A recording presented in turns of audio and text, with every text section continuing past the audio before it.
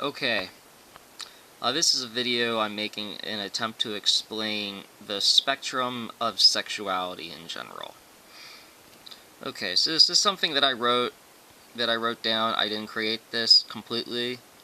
This is the classic Kinsey scale on a scale from 0 to 6. There are some other notations that I've made that I believe to basically be a way to also explain this scale. So the general gist is that it's made up of 6 parts. All the way to the left side is 0, which is going to indicate exclusive heterosexuality, completely 100% straight. And then all the way to the right side, on the 6, is 100% gay. So that's 100% homosexuality. Right at the 3 is smack dab in the middle of 50-50 bisexuality. Completely half and half into the opposite sex and into the same sex. But then we have 2 middle brackets in this other section, which is the 1, the 2, the 4, and the 5. The 1 indicates predominantly heterosexual, only incidentally gay. The 2 indicates predominantly heterosexual, but more than incidentally gay. The 4th indicates predominantly gay, but more than incidentally straight. It's the exact same thing as the 2, but it's the vice versa side of it. And then the 5 is the exact same thing as the 1, but it's the vice versa side of that, which is predominantly gay, only incidentally straight. Now, the part that I have added is I've sort of came up with a few terms. Is that what I believe is that some people think that just the 3 is bisexuality. But basically, that doesn't really make sense. Because really, in my opinion, everywhere from 1 to 5 is the bisexuality scale, because the 1 to 5 encompasses non-exclusiveness, and that's what the 0 and the 6 is. 0 is exclusively straight. 6 is exclusively gay.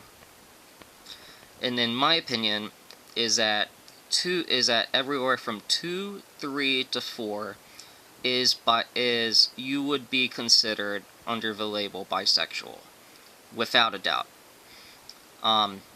So the 2nd, like I said, is predominantly heterosexual, more than incidentally gay, which is actually what I identify as. I'm basically averaged at about a 2.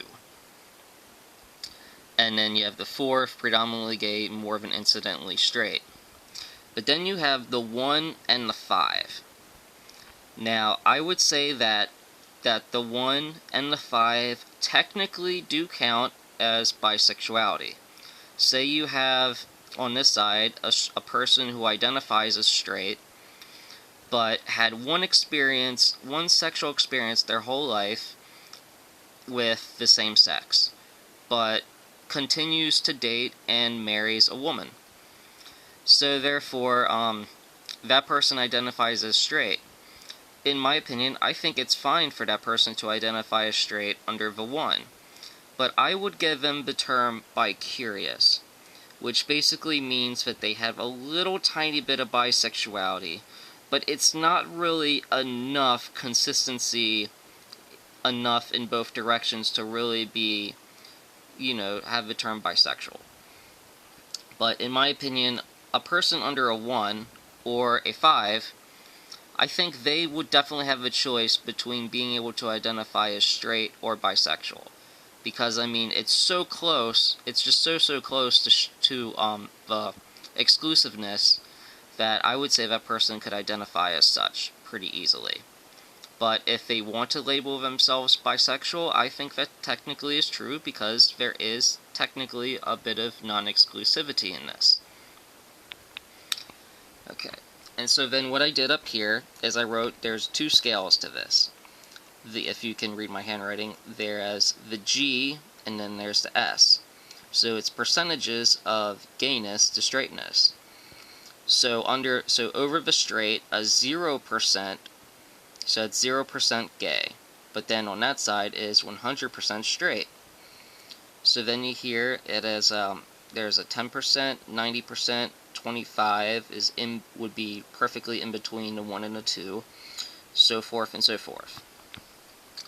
Now, how you identify as such would be a few different criterias, because there's many different components to sexuality.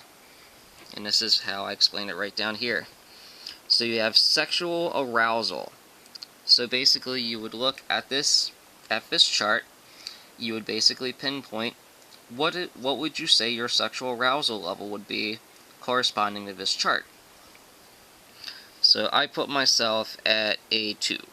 So that would be predominantly heterosexual, but you know, I have been sexually aroused by the same sex a good amount of times as well.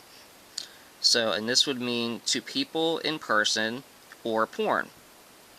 Then you have sexual fantasies, is what you randomly daydream about. It's what you just randomly think about without any influence of media or anything. And then you have sexual masturbation, which is what you actually, you know, do in your private time. Then you have a sexual behavior, which is who do you actually have sex with, or on the lower scheme, who do you flirt with. And then there's the emotional sections, which is romantic crushes. Who do you get crushes on?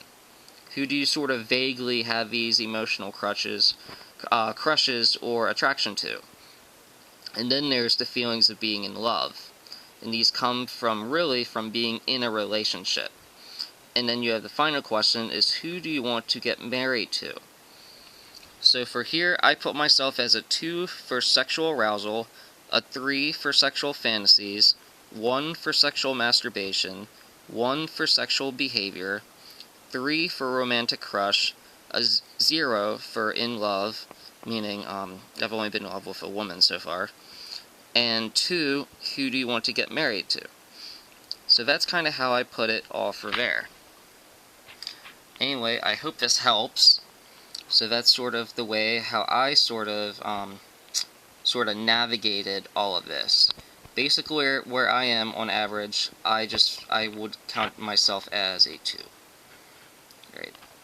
And so the top sections, you know, that's pretty much it. So I'm gonna make another video. This ends this video.